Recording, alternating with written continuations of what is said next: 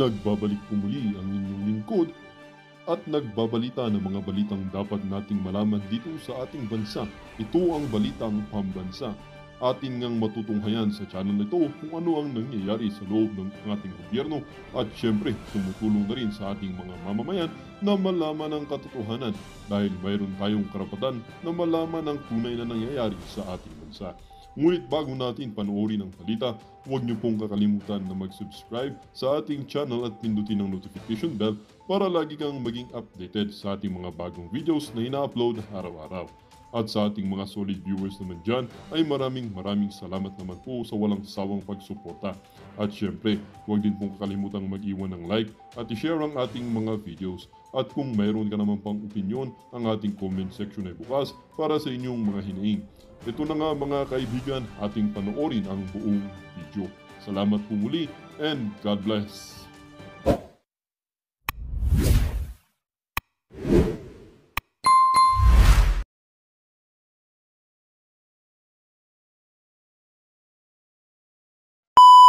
Appointed Communication Secretary. Ito unang lumabas ha. Para sa konteksto nyo lang. Ito muna yung unang lumabas bago yung pangalawa. Okay? So ilang araw na itong nakikita ko at ito na nga lumabas na ho itong una. Ito. Yan. Okay, ano po ba yan? Tingnan nga natin kung ano ba sinasabi niya. Mag-comment kaya ako. Ayan. O ayan, ito yun. Ito. O, basahin natin yan. O, ito. Ayan. Ito nga. Power struggles and conflict of interest. Chaos rock Marcos communication team. Pinasok nyo kasi si vlogger Castro Magugulo talaga yan. Oh, eto. Sabi dito, yan. Etong si Ruiz, si Jay Ruiz, yan ang bagong Communication Secretary, PCO, ang head ng Presidential Communication Office na si Jay Ruiz. Taga saan po ba? Taga-asa yan. Dati po daw yan taga ABS-CBN. A former broadcaster reportedly had business dealings with government agencies before his appointment. Naku po. Including a contract with state-run PTB. Nako, may kontrata pala siya sa PTB. Sabi dito, ang in-scoper, ibig sabihin yung nag-scoop, said, itong si PTB General Manager Toby Nebrida has already threatened to expose active government contracts linked to a company linked to Ruiz and his business partner Ana Puod. Okay. So si Nebrida, yung general manager ng PTB, nag-threaten na expose ko ito. Okay, ito yung before iba pa yung lumabas ngayon. Okay? So, ito yung before, sabi niya, may i-expose ako. Okay? Tungkol dito kay Ruiz at kay Ana Puod, a former producer for ABS-CBN. Naku po, talagang kinuha nila. From ABS-CBN and TV5.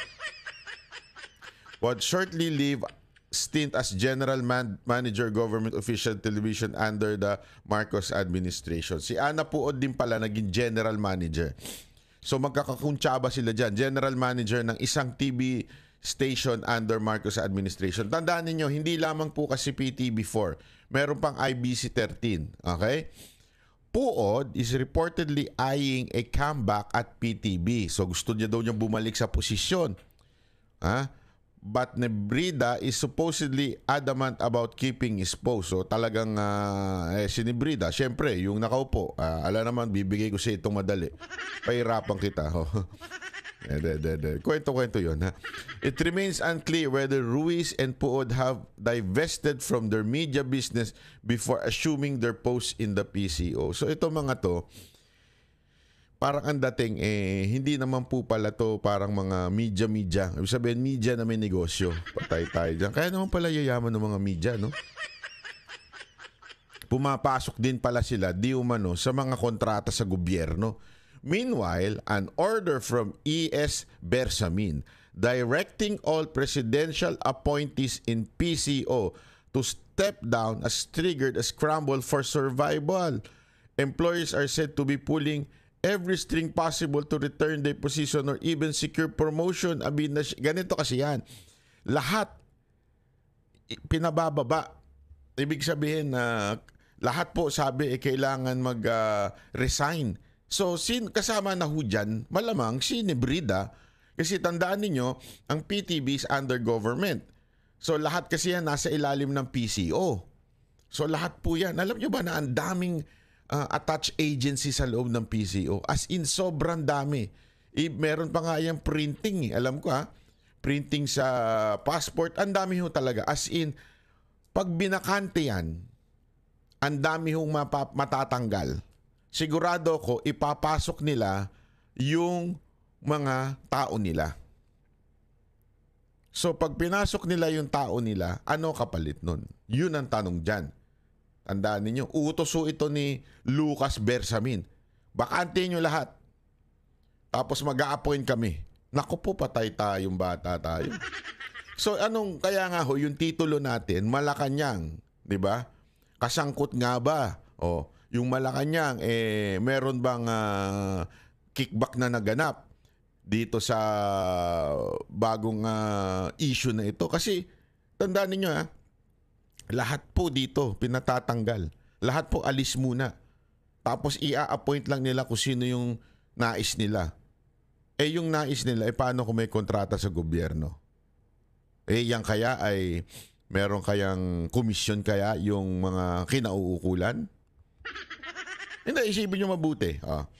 Kung kayo nag-iisip, isipin nyo na mabuti. Pero kung hindi kayo nag-iisip, huwag na kayo mag-isip. Amid the backroom negotiation, Anis Cooper claims ES Lucas Bersamin still has the final say who stays and who goes with the PCO. Nako po. Beyond the internal upheaval, Ruiz faces an even greater challenge managing the administration's messaging at a critical time. President Ferdinand Marcos' approval ratings decline and pressure mounts to strengthen the government public image. Akala siguro nila sa gagawin nilang pagtanggal, aside from merong kikita, di umano, siguro akala nila maibabalik nila yung approval rating na dumadaus-dus na. Kung ako sa inyo, ilagay nyo dyan yung mga higot puwet ni Marcos. Yung higot tumbong ni Marcos. Marami dyan yung mga vlogger na higot tumbong ni Marcos. Yan ang ilagay nyo dyan. Hindi magre-reklamo yung mga yan. Pakainin mo lang na ensimada yan. Pakainin mo lang na ensimada yan. Okay na sila dyan. Gago! Ganyan kachip yung mga yan Tignan mo, mga itsura pa lang, wala na sa hulog di ba? Bigyan mo lang ng kapiraso yan. Ang papayag na yan. Hindi, totoo.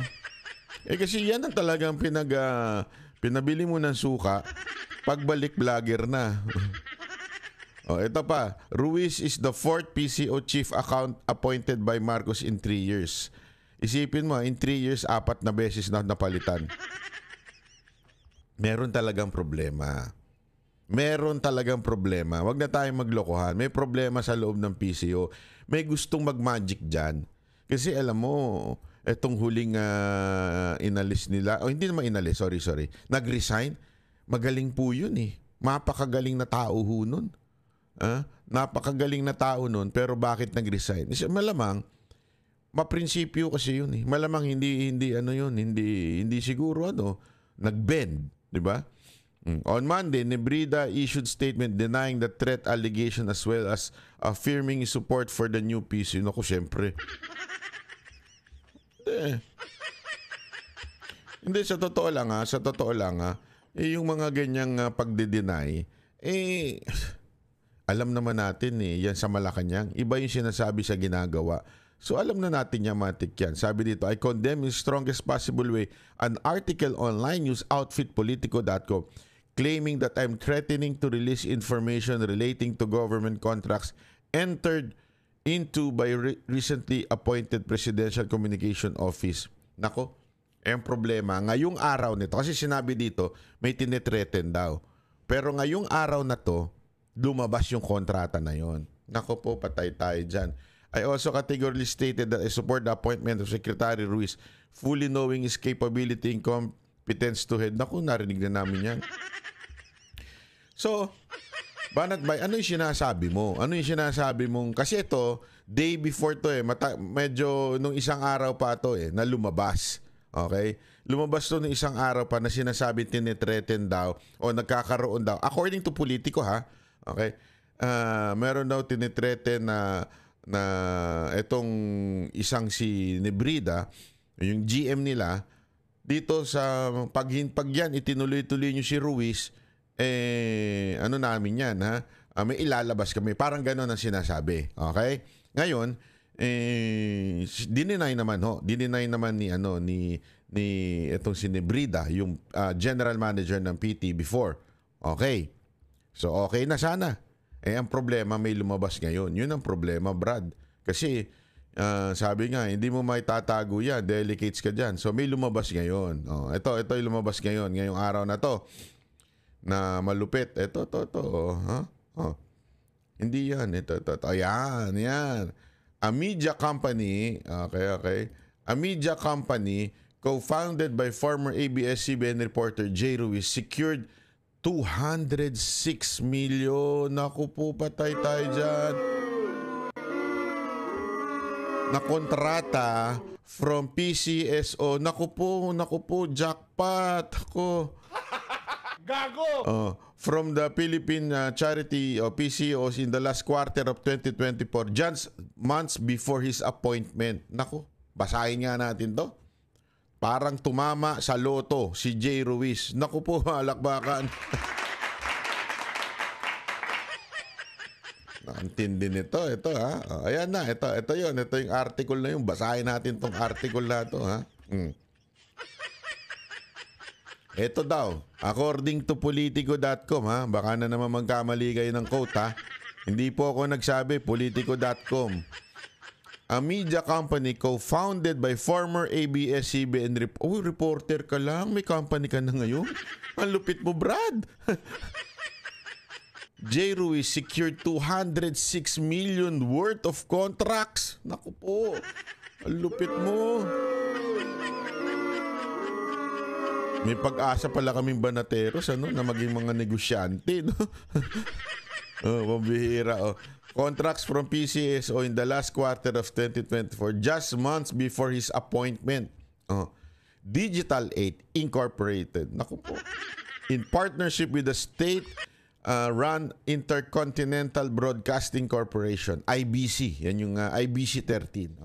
So, Digital 8, yung pagmamayari niya, sabi dito, at yung IBC 13. Won ay 78.5 million contract for the production, television transmission of PCSO. Ba't hindi ba natatransmit yun? Production? Ganyan kamahal? 178? 78? Anong klaseng production to? Tapos, transmission of PCSO, Lotto draws, and other games according to notice of award. 178 million. Bakit naging 206? Kasi last year lang, ito naman.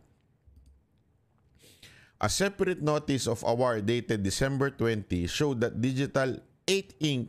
secured another 27 million for the production and placement of digital promotional videos. Promotional videos? Pucha, AI mo lang yan. Libre lang yan eh. Ang dali-dali gumawa ng promotional videos eh. Hindi naman, sige, sabi mo na may monthly na bayad. Magkano lang monthly? Wala pang 1,000. Di ba? Monthly na bayad. Pero ito, 27 million. Abay, ang lupit. Makapagtayo nga ng production. Banateros Inc. Puro tattoo pala, Banateros Inc. Banateros Incorporated. Tapos mapasok tayo sa negosyo, Ang laki nito, Brad, Mantakin mo. 206 ang total, Ayan, 206 million worth of contracts. Ang lupit mo. Bago ma-appoint na communication secretary. Sandali. Napapaisip tayo dito na maigi. Medyo napapaisip ako dito. Ito pa, Ay! May sangkot na vlogger. Pambihira. Oy, ano to? Digital 8 also owns DATV, a free-to-air television channel that began broadcasting in November 2024.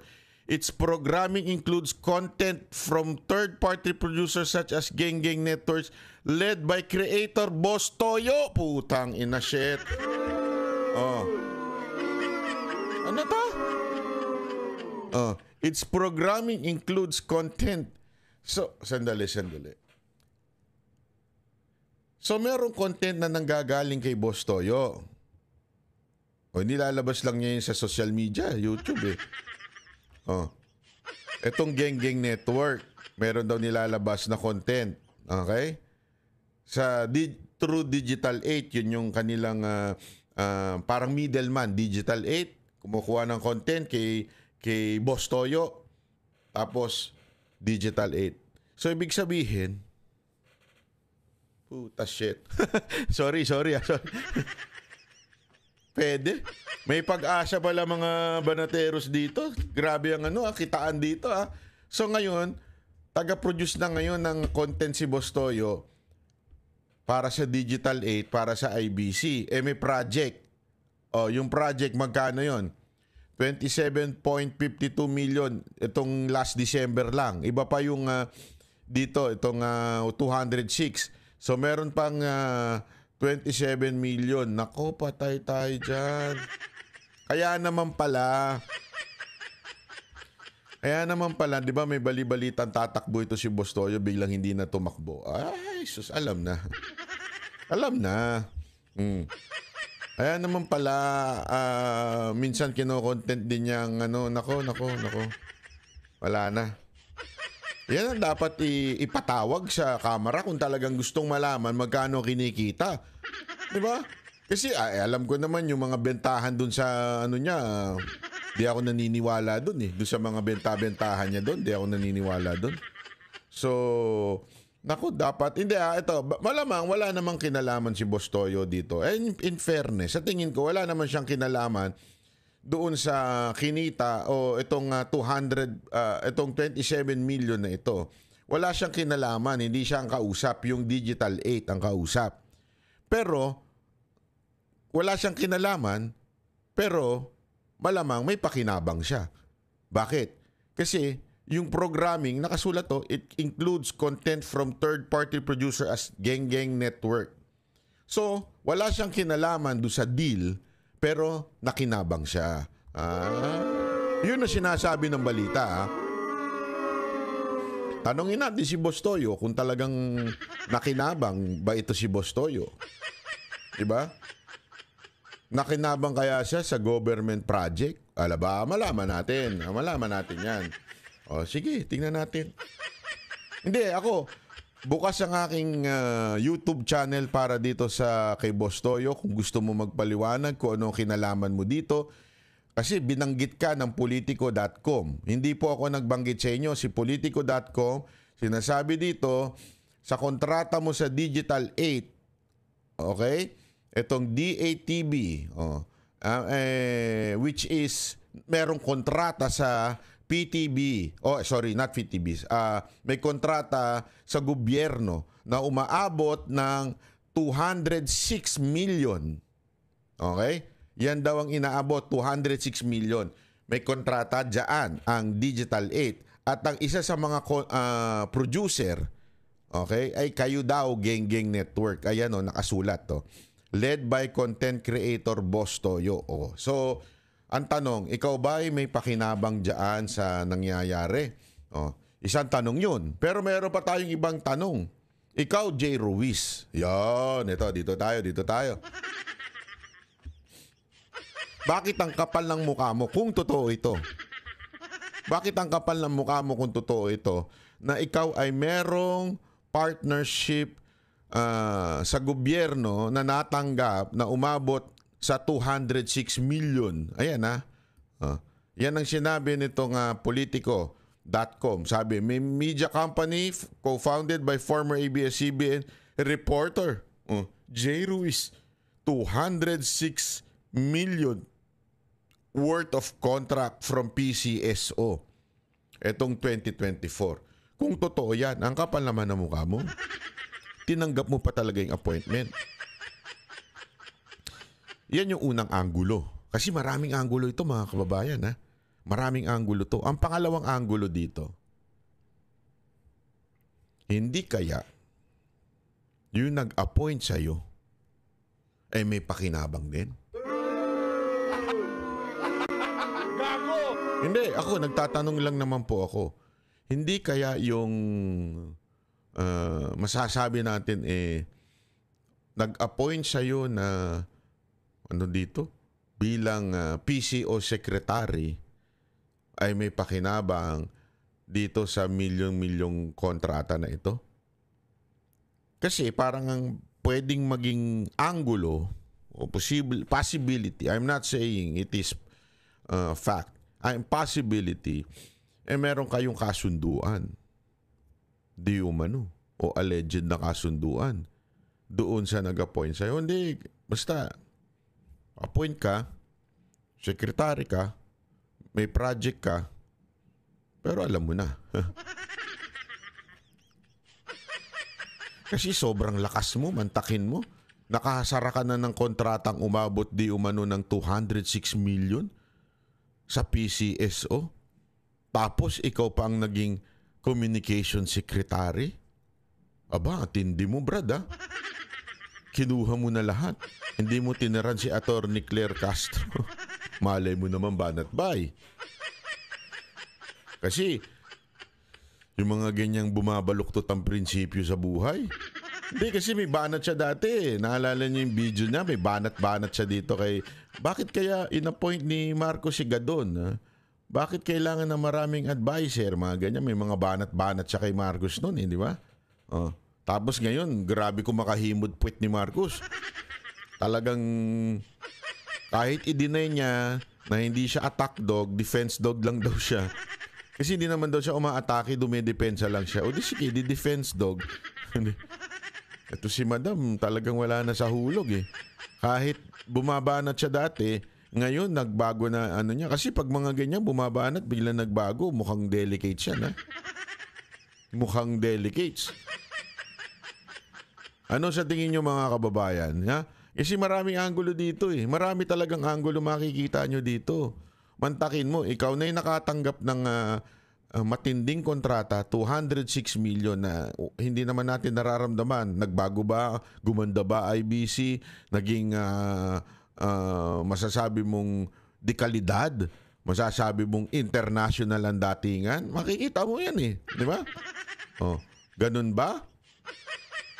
Oh, wala lang, walang nangyari. Parang ano ba to? Ano man nangyayari dito, ha?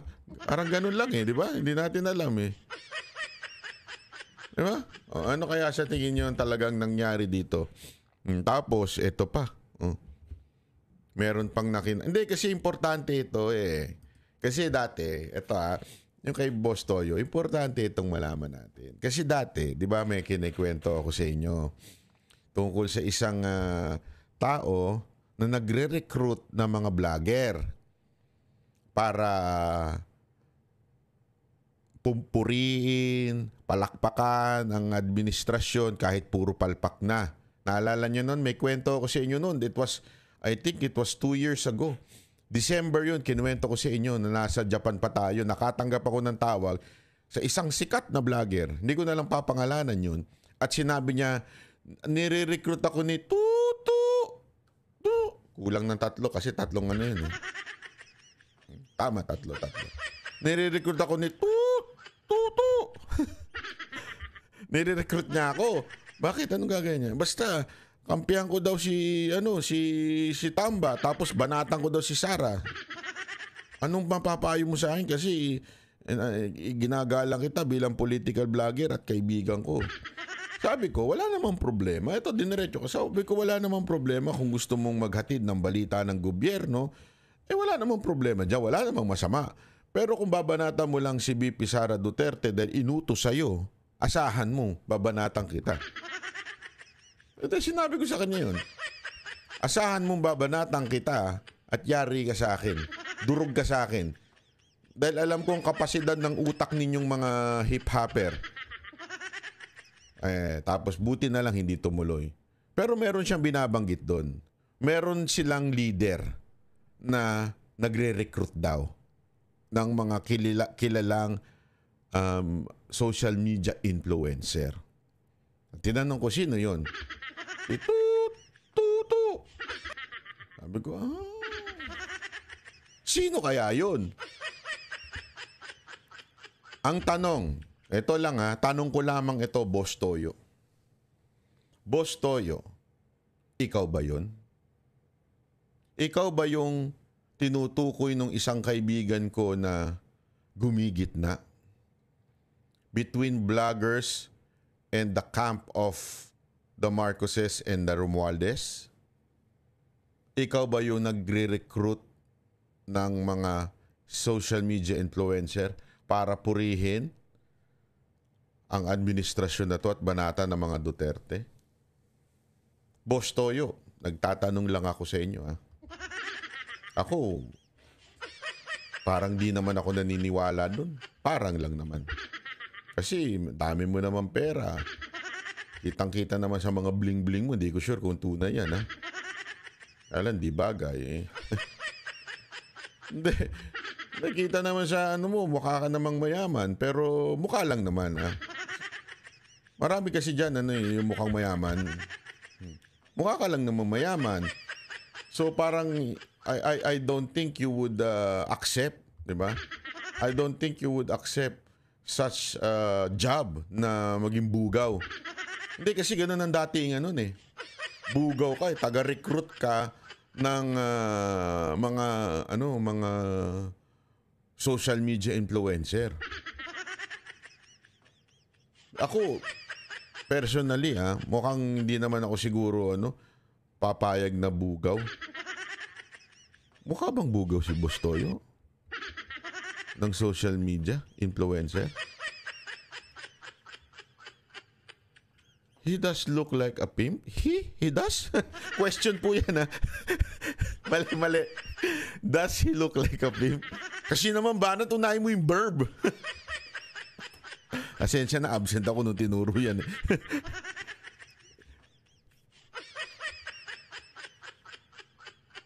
Hindi, ako nagtatanong lang ako sa iyo, Boss Toyo. Ikaw ba ay bugaw ng mga social media influencer? Kasi may nagkwento lang naman sa akin. Dito, tila meron kang negosyo. Tila nakapasok ka na sa government. Kasi ito, government project ito ng Digital 8. Okay? DATV, a free-to-air television channel that began its programming, DATV. Hindi siya nakapasok totally, okay? Just in fairness, para lang itama natin ng tamang-tama. Hindi po nakapasok si Boss Toyo ng PTV4 or ng IBC. Ang connection lamang po ni Boss Toyo dito, according to Politico, its programming includes content from third-party producer. Ito, ano yung programming na yon? Yung DATV. Ano yung DATV? Itong a free-to-air television channel which is not under the government. Okay. But, since ang may-ari ng DATV ay ang Digital 8, which is, ang sabi nga dito, ay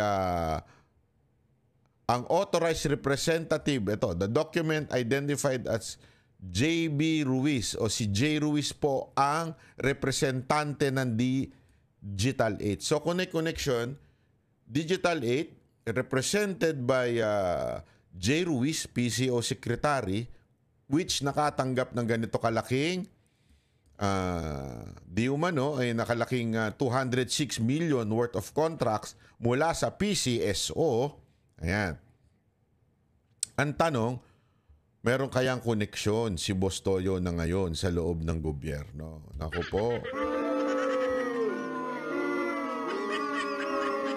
Boss Toyo, baka gusto mo magpaliwanag. Open po ako dito. banatbyofficial@gmail.com. You are free to air your side. Pwede, malaya po kayo. Ako, hindi ako yung nahuhusga agad-agad Although may lumabas na po kasi talagang contract, hindi ko na lang ilalagay dito kasi delicates Hindi ko alam kung paano ang nakuha yung kontrata na yun Delikado na. Meron lumabas na contract na talagang merong contract na umabot nga ng ganito kalaki, 206 million with PCSO. Ngayon, I do not know kung saan po nila nakuha yung contract, so hindi na natin nilalabas dito. Pero dito, napakalinaw na sinabi ho ng Politico, this website, politico.com.ph, na tila antindi ng jackpot mula sa PCSO ni J. Ruiz. Na ngayon, not ngayon pala. Dati pang merong kontrata kay Boss Toyo. Ayan po, nakasulat no. Malinaw po. Wala ho tayong iniimbento, wala po tayong chismis na ginagawa o fake news na ginagawa. Atin lamang pong binabalita ang sinabi ng politico.com.ph at itong balita na ito ay nasa naman po yan, social media. Lumabas naman po sa social media yan. Ito po ay mababasa ninyo sa politico.com.ph. Makikita nyo lahat ng mga pangyayari dyan. Ang tanong ngayon, asa na yung 206 million na yun? Nagbago ba yung IBC? Gumanda ba? Kasi kung ganyan, ako bigyan mo ako ng ganyan, ako po. Hindi, ito walang biro to ha. Bigyan mo lang ako ng 5 milyon. Pagagandahin ko yan, network nyo. Oh. Baka mamaya gawin nila. Banat ba ito 5 milyon? Oh? Hindi, totoo. Kitang-kita naman natin kung maganda o hindi eh. Hindi, alam mo kaya mga kababayan, ang hirap po talaga ng sistema ngayon sa ating gobyerno. Kaya titingnan mo, sa ibang bansa, bakit pag government-owned building, government-owned corporation, ang ganda, ang laki, ang ayos. Alam mo, nagpunta ako itong nakaraang, I think it was November, last year pala, sorry. November or December, I'm not sure kung anong specific date. Pumunta ako sa Japan Immigration kasi may nilalakad ako doon. Alam mo, pagkita ko nung Japan Immigration, una, ang ganda nung lugar nila. Yung city nila kung saan nakalagay yung Japan Immigration, hindi ito yung city na pang red light. Ito yung parang mga business city, parang mala BGC ang datingan. Ang ganda. Ang laki. Pagpasok mo, hindi yung kaliwat ka ng maingay. Yung alam mo yung pagka pumasok ka sa mga government building sa Pilipinas, makikita mo sa tabi-tabi na ang gulo-gulo, ang ingay-ingay, kaliwat ka na ng sumisigaw, fixer, tapos yung security guard na akala mo umasal parang pulis. Di ba, may mga ganun eh. Ikaw naman banat ba? Oh, totoo. Hindi mga government building para ho talagang naintindihan ko yung mga nangyayari sa mga security. Alam niyo kung bakit ganun? Parang umasal sila, parang pulis. Paano kasi ang kukulit din ng mga tao. May nakasulat na nga doon, tapos magtatanong pa. Hindi, kasi magulo rin naman. Talaga magulo yung sistema. Halimbawa na lang si LTO, di ba? May window 1, window 2, window 3, window 4. Ba't di na lang pinagsama-sama? Pagpasa mo doon, eto, this is how foolish itong mga government institution natin. Papasok ka ng unang papel. Punta ka, window 1. Pasok ka ng window 1. Pagpasa mo, kukunin mo. Pakipasa doon sa window 3. Katabi lang naman niya. Kukunin mo. Babalik mo sa window 3. Kasi Barang Cristobal, sabog pa yung speaker nun. Barang Cristobal. Tapos, kukunin mo window 3. Sir, pakilagay sa window 4. Katabi lang din niya yung window 4. Ito naman ikaw, para kang tanga. Window 4. Di ba? Hindi nyo napapansin? Hindi, ako nga natatawa ko eh. Bakit di nyo na lang sa window 1, pinasa mo na. Kumpleto na yung papel. Magkakatabi naman kayo, ipasa mo na lang. Tapos doon sa dulo na lang, doon na lang, okay, tapos na, ito na. Pipicturean ka na, tapos release na. Hindi eh. Iba pa yung magbabayad ka sa cashier. Ito, parang kang tanga eh. Babayad ka sa cashier. Di ba? Pagbayad mo sa cashier, lilipat ka na naman. Paglipat mo, doon ka pipicturean. Sige, tao salamat. Bukal yan. Punta ka, putang na mo. Ganun. Ganun eh, di ba? Tapos sisigaw na naman, Barang Cristobal. Go proceed to window 5. Barang Cristobal. Pagpunta mo sa window 5, doon pala matatanggap yung lisensya mo. Bakit di nalang pinagpasa-pasahan nila doon, ano? Tapos na, para isahan na lang. Pasok ka sa window 1, picture, tapos yung print. Tapos, okay, salamat, umpo ka na dyan, animal ka. Tapos after nun, ito, release na. Tapos ang usapan. Diba? Ganun. Ano itsura ng government, natin? Institution. Ang gulo-gulo. Alam nyo kung bakit? Corruption. Pinahihirapan so that maglagay ka na lang sa mga picture at para bumilis ang sistema ng pagkuha. Kasi makikita mo, may nakita kang milyonaryo, yayamanin na nakaupo doon? Wala. Tama, mali. Diba? Kasi kailangan kumikbak kumita yung mga nakaupo doon sa Kaya pahihirapan ka. Sige nga, tanungin ko kayo. Gaano kaganda ang ng itong IBC at saka PTB? Pero alam ko, gumanda yan nung panahon ni Pangulong Duterte. Gumanda yan mula sa bulok na bulok. Kakwentuhan ko mga pinuno dyan Gumanda talaga yan. Ngayon, umasensyo na ba? Gumanda pa uli? Wala. Bakit ang laki nito? 206 million. Anong para sa inyo to? Para sa content? Ha? Tapos ang isa magbibigay ng content, si Boss Toyo. Ganun ba ho yun? Ganun ba ho? Ganon? Bakit? Hindi. Ako hindi ko naman nilalait ang content ni Boss Toyo. Hindi ko naman nilalait kahit ganun. Pero masasabi mo bang malaki? Ganun kalaki? Babayaran para sa mga content? 206 million, umabot na yung kontrata? Kaya nga gumawa ng content nun hindi ko sinasabing pupunta ito kay Boss Toyo. Ulitin ko, hindi ko sinasabing pupunta lahat to kay Boss Toyo. Hindi lahat. Hindi. Pero kung maglalabas lang siya ng content, kasi remember, pinaliwanag natin, yung content hindi nanggagaling, hindi direktang may kinaugnayan ang production ni Boss Toyo doon sa sa kumpanya. Walang ako sinasabi. Ang third party pa lang siya. Ibig sabihin, meron pang iba, Digital 8, tapos siya. Pero yun nga ang tanong dyan, mga kababayan. Worth it po ba? Yan 206 million na yan. At sino ang kakuntsaba nito? Kung sakasakaling totoo na nagkaroon talaga ng pirmahan, sino ang kakuntsaba ni Jay Ruiz? Diyan sa Malacanang. Kasi imposibleng makatanggap ng ganito kalaking kontrata ito nang walang basbas ng Malacanang. To the point nga na siya po ay na-appoint pa. Ganun siya kalakas sa Malacanang. Alam nyo, isa yan sa mga critical, lalo na ngayon, sabi nga, dumadaos-dus na ang rating ng presidente. So, critical ang pagiging sekretary ng PCO. Ibig sabihin, malakas ka talaga pag ikaw ang sekretary ng PCO, which is also under the office of the President. Directly under the office of the President ang PCO. Malakas ka, malapit ka talaga sa Pangulo o dun sa asawa. Hindi ko alam kung sino sa kanila ang nagdidesisyon.